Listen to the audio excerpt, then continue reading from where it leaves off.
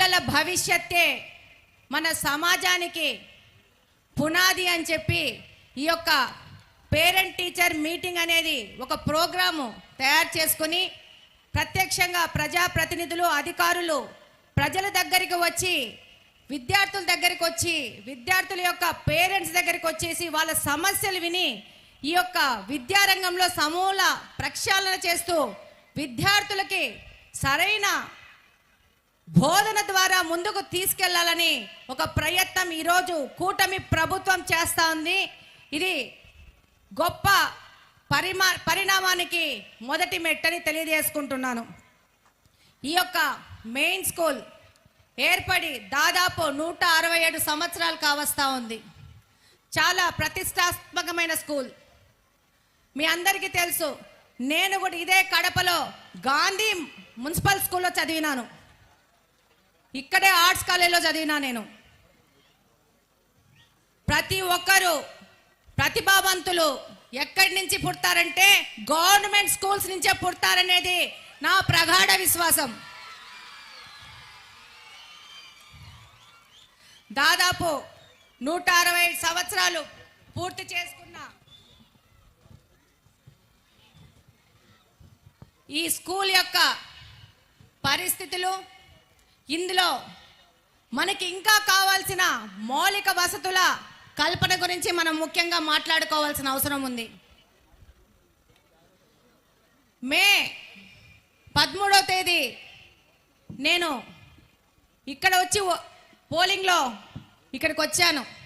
ఆ రోజు కూడా గత ప్రభుత్వం నాడు నేడు అని చెప్పేసి గొప్పలు చెప్పుకుంటున్న ఆ పథకం ద్వారా కట్టిన రూములు అప్పటికి కూడా పూర్తి కాలేదు. 5 సంవత్సరాలు వాళ్ళు పేరుకు మాట్లాడుకున్నారు నాడు నేడు అని చెప్పేసి. ఈరోజు ఈ యొక్క కూటమి ప్రభుత్వం వచ్చినాక ఆ యొక్క బిల్డింగ్లు పూర్తి చేయడానికి ఎంతగానో ప్రయత్నం చేస్తూ ముందుకెళ్తాందన్న విషయం ఇక్కడున్న ప్రతి ఒక్క విద్యార్థికి ప్రతి ఒక్క టీచర్కి తెలుసు. ఈరోజు స్కూళ్ళ గురించి మాట్లాడుకుంటే కడప నియోజకవర్గం గురించి మాట్లాడుకోవాల్సిన అవసరం కూడా ఉంది. ఈరోజు మీ అందరికీ తెలుసు,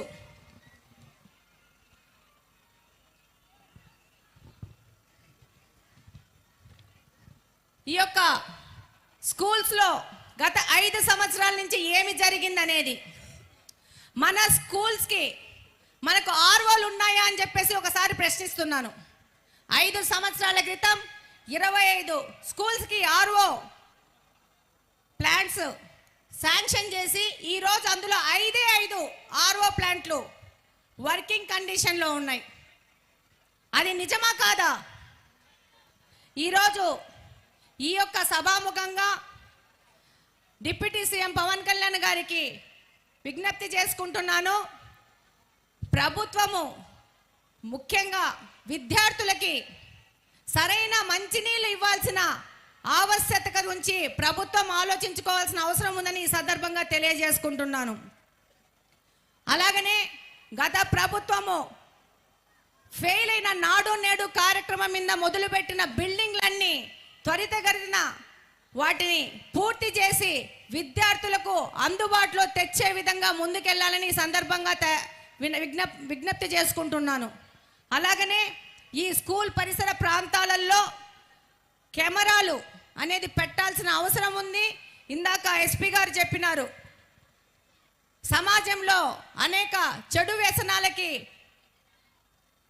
ఈ యొక్క గత 5 సంవత్సరాల నుంచి సమాజం చెడిపోయింది. దీని నుంచి విద్యార్థులను బయటికి తీసుకురావాలా, ఒక అబ్జర్వేషన్ పిల్లల మీద ఉండాలా, సమాజంలోని యువకుల మీద ఉండాలనే విషయము ఎస్పీ గారు చెప్పారు. అందులో భాగంగా ప్రతి ఒక్క స్కూల్లో నిఘా వ్యవస్థ అనేది చాలా అవసరము. విద్యార్థులను సక్రమమైన మార్గంలో తీసుకెళ్ళి వాళ్ళకి సరైన భవిష్యత్తు అనేది మనమే తయారు చేయాలా, ప్లాట్ఫామ్ అనేది మనమే ఇవ్వాలా. ఇందులో భాగంగా పేరెంట్స్కి ఎంతో బాధ్యత ఉంది, స్కూల్లో టీచర్స్కి ఎంతో బాధ్యత ఉంది. వాళ్ళ యొక్క పిల్లలు ఏ విధంగా ప్రవర్తిస్తున్నారు, వాళ్ళ ప్రవర్తనలో ఏదన్నా మార్పు వచ్చిందని గమనించుకొని ఇమీడియట్గా దాని మీద రివ్యూస్ చేసుకోవాల్సిన అవసరం ఉంది.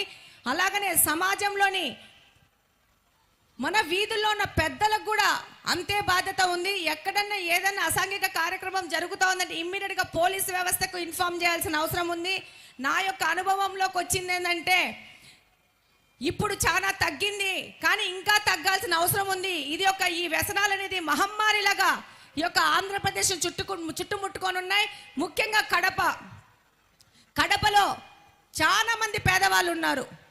వీళ్ళు తొందరగా ఈ యొక్క అలవాట్లకు అలవాటు పడే పరిస్థితిలో ఉన్నారు.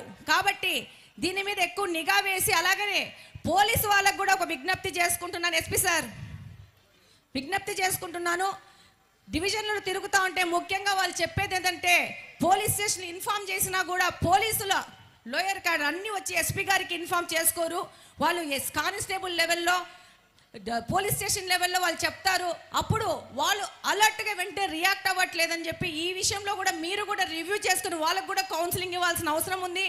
చాలా మంది పోలీసు వాళ్ళు ఈ యొక్క వ్యసనాలకు బారిన పడ్డ వాళ్ళ మీద కంప్లైంట్ ఇస్తే వాళ్ళు ఎక్కడ దాడి చేస్తారన్న భయంతో వాళ్ళు ముందుకు రావట్లేదనేది తల్లిదండ్రులు, ముఖ్యంగా తల్లులు మా యొక్క దృష్టికి తీసుకురావడం జరిగింది. కాబట్టి ఆ విధంగా కూడా పోలీసు వాళ్ళకు కూడా మీరు స్పెషల్ ట్రైనింగ్ ఇచ్చి కౌన్సిలింగ్ ఇచ్చి ముందుకు పంపించాల్సిన అవసరం ఉంది.